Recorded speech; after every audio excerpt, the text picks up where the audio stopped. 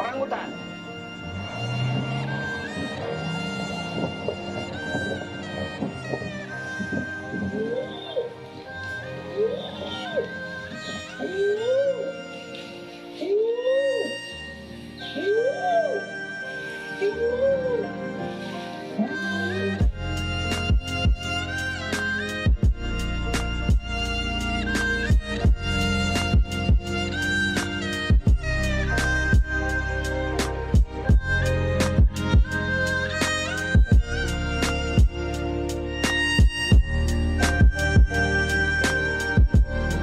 Orangutans really fuck with me whenever I see them.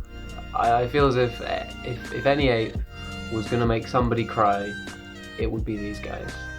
They just have so much, emotion and humanity in them, and it really makes you realize that all the things that we associate with humans and that we feel are, make us special aren't. They're not specific to us at all.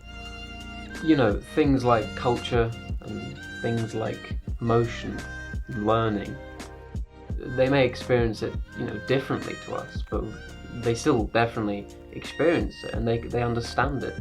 And we shouldn't pretend that just because we experience these concepts differently, that their lives are somehow less meaningful than ours.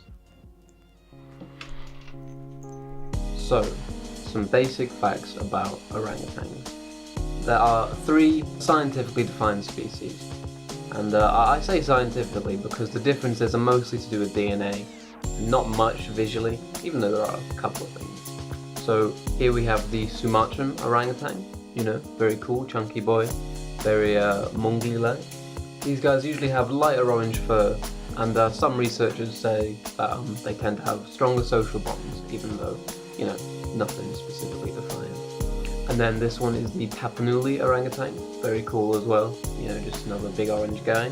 Usually have smaller heads, flatter faces, standard little things. And then this one is the Bornean orangutan, which doesn't have any unique visual elements, but it's an orangutan, so it's pretty cool either way. Throughout all of these species, they all share about 96% of their DNA with humans, which is a kind of statistic that gets thrown about, and we've kind of been desensitized to it. I won't bother explaining, but I'll just leave it with you that we share 96% of our DNA with orangutans. 96. Orangutans are also quite sexually dimorphic, meaning that males, when fully grown, can weigh up to 100 kilograms, and the more dominant ones get these magnificent face phalanges, very characteristic to orangutans specifically. And then on the other hand, females tend to weigh only 1/3 of this, with smaller and rounder faces. Males also go through 2 development stages. The first when they're younger, and they tend to look more like females, with a smaller head, they don't have the phalanges, and they're less fur. And then as they develop further to being fully grown, they become these, big, chunky, fluffy, Donkey Kong looking dudes. Surprisingly though, these huge orange guys are, mostly arboreal, and the only primarily tree-dwelling ape in the entire world. So what's the main attraction? What is the thing that makes orangutans so mind-bending? Well, a lot of things, but we should start with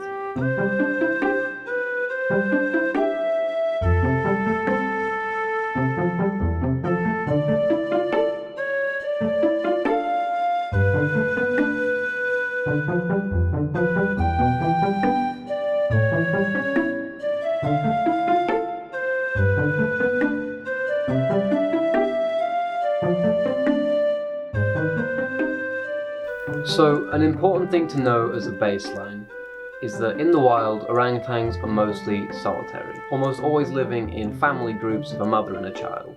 The father sticks around sometimes for the early stages of a child's development, but for the most part, males are solitary roamers. The reason this matters is that unlike their cousins, the chimpanzees, orangutans don't live in more complex, larger social hierarchies, and therefore they don't have as many opportunities for social learning and mimicking. This isn't to say that wild orangutans are incapable of things we associate with incredibly intelligent animals like chimps.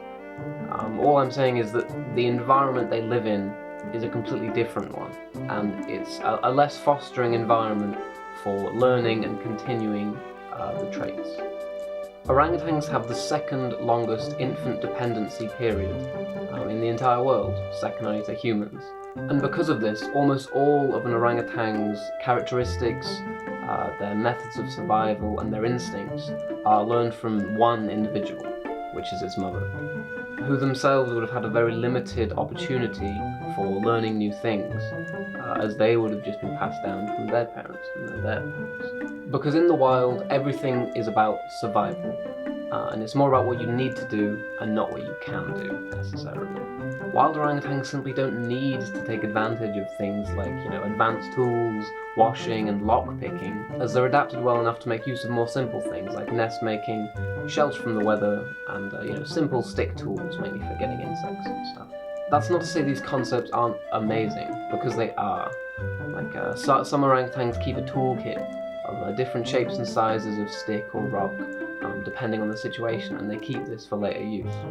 And their nest making requires dexterity, conceptualization, and an understanding of which branches can hold their weight consistently. However, where we see the incredible potential for orangutan learning is from apes who have been rescued, semi-wild, or ones in captivity, who have more fellow orangutans, or humans for that matter, in their general surroundings to mimic and learn from. It doesn't matter if one orangutan figures out how to use complex tools, if it's only going to pass it down to its child. For these traits to be continued on and made tradition, they need to be passed on to a whole new generation, which can only be done living in larger groups. An orang's ability to mimic and learn from example is what makes it shine so brightly. Taken away from the wild's necessity and gathering food and survival, young orangutans have more time and freedom to develop and experiment with these skills. Being observed doing things such as using sticks to dig holes, jab fish out of water to catch them, get at insects, or even use it as an arm extender to get at faraway objects, or even using it as a lockpick. But it's more than just sticks that these apes can use. When human-made items are around, they can watch them being used, or they can figure it out on their own. They steal mosquito nets to put around their nests at night. They put their food on little plates of bark.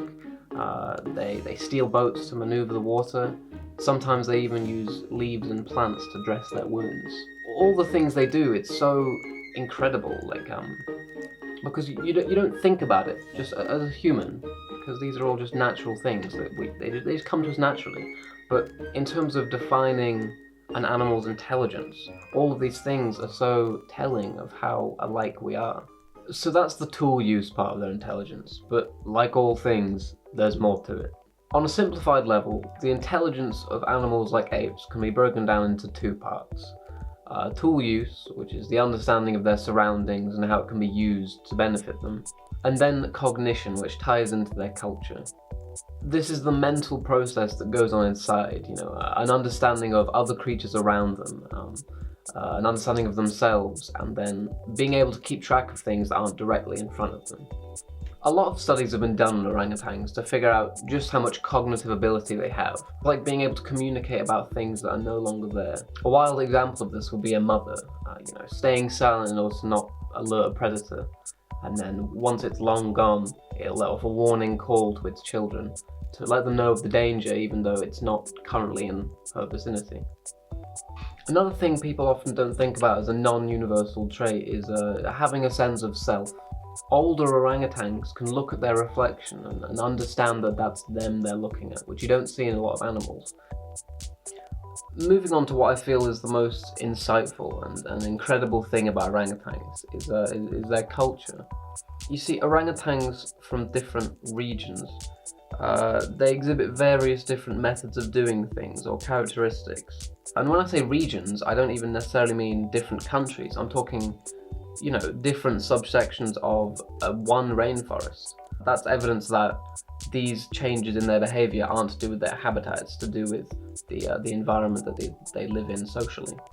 Examples of this include, different orangutans having preferences in the tools they use regularly.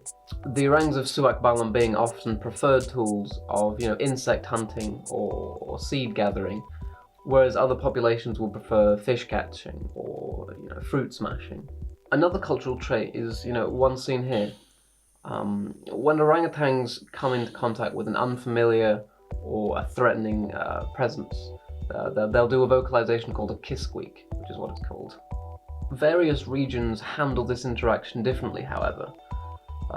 For example, as seen there, the orangutans of Gunung Palung, that they rip leaves off the branches and then kiss into them, which it amplifies the sound.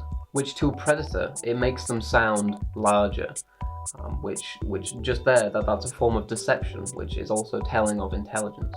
Some orangutans, on the other hand, like to show their strength. They pull dead trees down around them while kiss squeaking, while different communities, they group together and protect each other while they kiss squeak.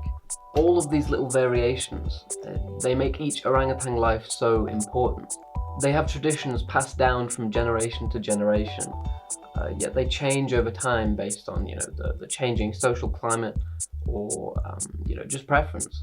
And we need to preserve this culture at all costs, because what would the world be without things like this? Shittier.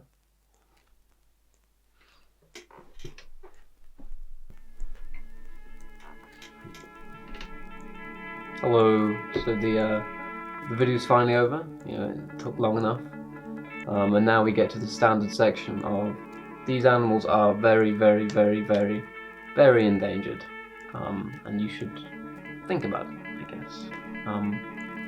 And the video's long enough, I'm not going to go into detail about it, because they're endangered. Before this video even started, you knew orangutans were endangered. It's just standard things like palm oil plantations, deforestation for palm oil plantations, poaching, really brutal, killing the mother, taking the child, that type shit, and then palm oil plantations.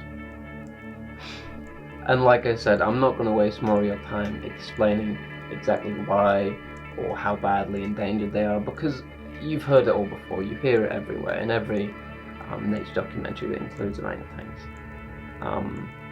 And that's not to downplay how important it is, I'm just saying there's nothing I can do that will influence you more than you could have already been influenced. So just think about it. The more people that are thinking about it, the more awareness of it, the more opportunities there are for us to help them. So that would be great.